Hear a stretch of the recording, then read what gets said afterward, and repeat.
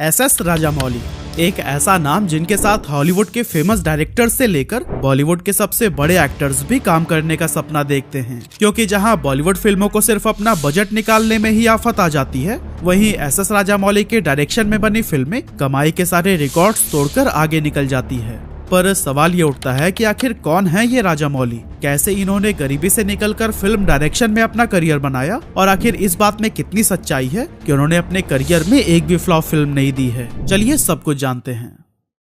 तो दोस्तों, देश के सबसे महंगे डायरेक्टर माने जाने वाले एस राजामौली का पूरा नाम आपको पता है? ये है कोडूरी श्री शैलाश्री राजामौली। 1973 में कर्नाटक के अमरेश्वर कैंप नाम के एक गांव में जन्मे राजामौली जी के पिता screen writer we Vijendra Prasad ji हैं। वैसे अगर आप साउथ इंडियन फिल्मों के शौकीन हैं, तो इनके पिता को तो आप जानते ही होंगे, क्योंकि RRR, बाहुबली और मगधीरा जैसी बहुत सारी हिट मूवीज की स्क्रिप्ट इन्होंने ही लिखी है। खैर, अगर हम बात करें एस राजामौली जी की अर्ली लाइफ की, तो आज भले ही वो काफी अमीर हैं, पर हमेशा से ऐसा नहीं था। वैसे तो राजामौली जी के दादाजी एक बहुत ही अमीर और जमींदार आदमी थे, जिनके पास करीब 360 एकड़ जमीन थी, और उस टाइम पर फैमिली की लाइफ भी बहुत अच्छे से गुजर रही थी। लेकिन पिता और चाचा पर फिल्में बनाने का ऐसा जुनून सवार हुआ कि उन्होंने सारी जमीनें ही बेच डाली। पर बदकिस्मती से इनमें से कई फिल्में कंप्लीट नहीं हो सकी, और कुछ पूरी हुई भी तो सिनेमा घरों में इतनी बुरी तरह से पिट गई कि इनका पूरा परिवार सड़क पर आ गया। इस फेलियर के बाद से राजामौली की फैमिली बहुत ही बड़े डेट ट्रैप में फंस चुकी थी,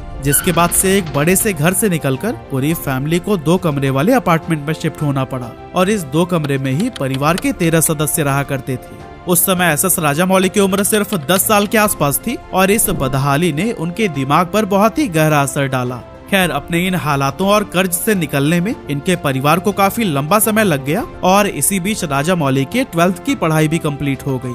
लेकिन कमाल की बात तो ये थी कि आज के समय के इतने बड़े डायरेक्टर को अपने अर्ली 20s तक ये समझ नहीं आता था कि आखिर उन्हें अपनी लाइफ में करना क्या है। कैरियर को लेकर इस तरह की लापरवाही उनके पिता को बिल्कुल भी पसंद नहीं आती थी, इसीलिए राजामौली को हमेशा उनसे डांट सुननी पड़ती, और इस बात का मजा उनके रिश्तेदार भी लेने लगे थे। इसीलिए जब भी वो उनके घर आते थे तो जानबूझकर इस सवाल को छेड़ देते कि बेटा आगे क्या करना है, अब इसका जवाब क्या देना है। ये बात ना तो राजामौली को समझ आती थी और ना ही उनके घर वालों को। कभी कभी तो वो इस तरह के सवालों से तंग आकर यह कह देते थे कि मैं म्यूजिक कंपोजर बनना चाहता हूँ। असल में राजामौली के उनके कजन MM कीरावानी के साथ बहुत अच्छी बॉन्डिंग थी, और उन्होंने कीरावानी को म्यूजिक के लिए काफी पैशनेट देखा था। अब राजामौली के पास अपना खुद का तो कोई फ्यूचर प्लान था नहीं, इसीलिए उन्हीं से ही इंस्पायर होकर वो बोल दिया करते थे कि मैं आगे जाकर म्यूजिक कंपोज करूंगा।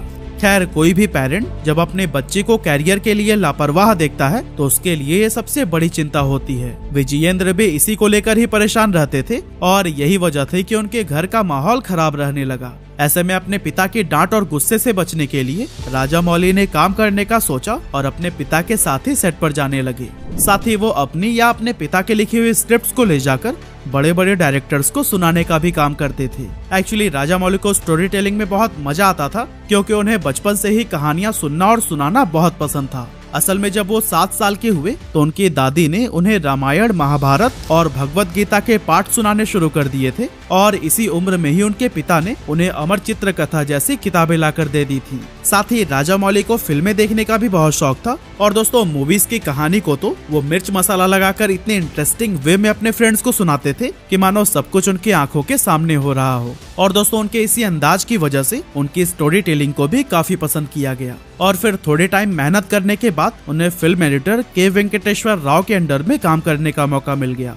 यहाँ करीब 6 महीने काम करने के बाद उन्होंने चेन्नई के AVM थिएटर में भी कुछ दिनों के लिए काम किया, और फिर डायरेक्शन के काम में अगले 6 सालों तक अपने पिता की मदद की। अब जैसा कि मैंने आपको पहले भी बताया कि शुरुआत में राजामौली अपनी या अपने पिता की लिखी हुई फिल्म स्क्रिप्ट को सुनाने का काम करते थे, लेकिन उस दौरान उन्हें एक बात हमेशा निराश करती थी कि दूसरे डायरेक्टर्स उनकी लिखी हुई कहानियों को अपने अकॉर्डिंग तोड़ मरोड़ कर अलग ही रूप दे देते थे, जो कि उन्हें बिल्कुल भी पसंद नहीं आता था। और दोस्तों इसी निराशा ने ही उन्हें राइटिंग का काम छोड़कर फिल्म डायरेक्ट करने के लिए मोटिवेट किया, ताकि वो कहानी को उसके नेचुरल रूप में ही पर्दे पर उतारकर दर्शकों तक पहुंचा सके। हालांकि ये काम आसान बिल्कुल नहीं था, वो भी किसी ऐसे इंसान के लिए जो कि अभी फिल्म इंडस्ट्री को कुछ टाइम पहले ही ज्वाइन किया हो।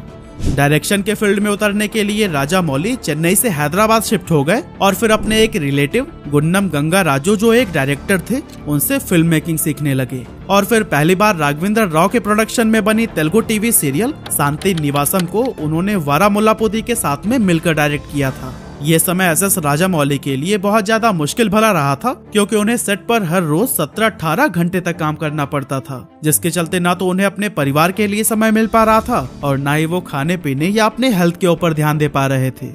खैर, उनकी इसी मेहनत का ही नतीजा था कि साल 2001 में उन्हें एक ऐसा प्रोजेक्ट मिला जिसने उनकी लाइफ बदल कर रख दी। असल में इस साल राजामौली ने तेलुगु फिल्म इंडस्ट्री में कदम रखा और अपने करियर की पहली फिल्म को डायरेक्ट करना शुरू कर दिया, जिसका नाम था स्टूडेंट नंबर 1। ये फिल्म इसलिए भी खास थी क्योंकि इस फिल्म के लीड हीरो थे जूनियर एनटीआर, जिनके खानदान का फिल्म इंडस्ट्री में बहुत ही स्ट्रॉन्ग बैकग्राउंड था। साथ ही स्टूडेंट नंबर 1 जूनियर एनटीआर की भी पहले ही फिल्म होने वाली थी, जिसमें अगर कोई भी चूक रह गई तो फिर जूनियर एनटीआर के करियर के लिए बहुत बड़ा खतरा तो था ही, साथ ही हो सकता था कि राजामौली को भी बड़े प्रोजेक्ट्स मिलने बंद हो जाएं। लेकिन इस फिल्म के प्रोड्यूसर को राजामौली पर बहुत ज्यादा भरोसा था, इसीलिए जूनियर एनटीआर को लॉन्च करने की जिम्मेदारी उन्हें ही सौंपी गई। बाद में जब इस फिल्म पर काम करना शुरू किया गया तो फिर राजामौली को बहुत रिग्रेट होने लगा कि काश मैंने असिस्टेंट डायरेक्टर के रूप में कुछ और दिन काम कर लिया होता, क्योंकि स्टूडेंट नंबर 1 को डायरेक्ट करते हुए उन्हें कई तरह के चैलेंजेस से गुजरना पड़ा था। यहाँ तक कि उन्हें ये भी पता नहीं था कि सीन को फिल्माने के लिए क्रेन को कैसे यूज करना होता है, क्योंकि टीवी सीरियल के दौरान उन्होंने कभी भी इसका इस्तेमाल नहीं किया था और फिल्मों की शूटिंग उससे बहुत अलग थी।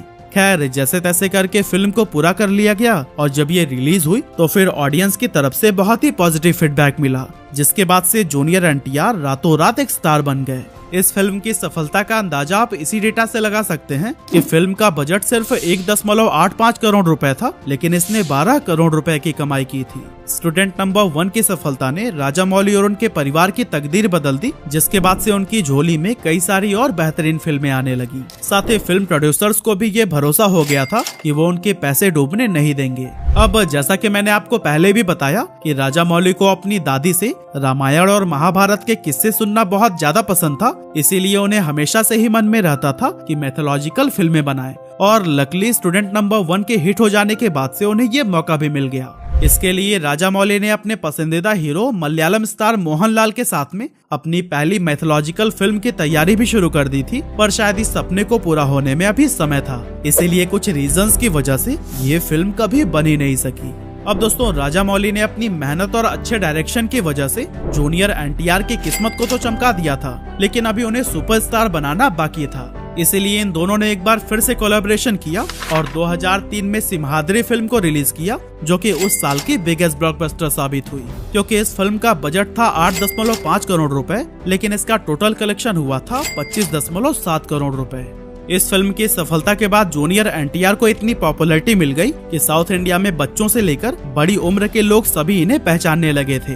साथ ही राजामौली के करियर को भी बहुत बड़ा बूस्ट मिला। साल 2004 में राजामौली ने अपनी तीसरी फिल्म साई को डायरेक्ट किया, जिसके लीड रोल में थे नितिन रेड्डी और जेनेलिया डिसूजा। यह फिल्म भी कुछ ऐसी हिट साबित हुई थी कि इसने 4 नंदी अवार्ड्स अपने नाम किए। अब दोस्तों, अभी तक तो राजामौली की सभी फिल्मों को ही थिएटर पर सफलता मिली थी, मगर इसके बाद उन्होंने एक ऐसी फिल्म को डायरेक्ट किया जिसकी कहानी लोगों के दिलों को छू गई। और कमाल की बात तो यह है कि इस फिल्म को दर्शकों ने इतना पसंद किया कि ये थिएटर्स में 1000 दिनों तक चली थी। एक्चुअली मैं बात कर रहा हूँ फिल्म मगधीरा की, जो कि 2009 में रिलीज हुई थी, और मुझे उम्मीद है कि आप में से ज्यादातर लोगों ने इसे कम से कम एक बार तो जरूर देखा होगा। ये फिल्म ऐतिहासिक प्रेम कहानी पर बेस्ड है, जिसके राइटर राजामौली के पिता विजेंद्र प्रसाद जी हैं। मगधीरा उस टाइम पर साउथ की सबसे बड़ी हिट फिल्म साबित हुई थी, जिसने 2 नेशनल अवार्ड भी जीते थे। साथ ही ये उस समय जापान में बॉक्स ऑफिस पर सबसे ज्यादा कमाई करने वाली फिल्मों में शुमार हुई थी।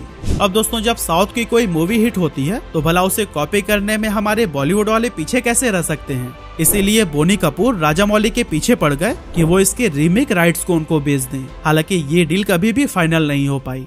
असल में साल 2006 के दौरान राजामौली ने जब विक्रमाकुर्दु को बनाया था, तभी उन्हें यह समझ आ गया था कि उन्हें रीमेक राइट्स बेचने का काम हमेशा के लिए बंद कर देना चाहिए। अगर आप विक्रमाकुर्दु के बारे में नहीं जानते तो फिर अक्षय कुमार की रॉडी राठौर तो आपको याद ही होगी। असल में ये फिल्म विक्रमाकुर्दु की ही रीमेक थी।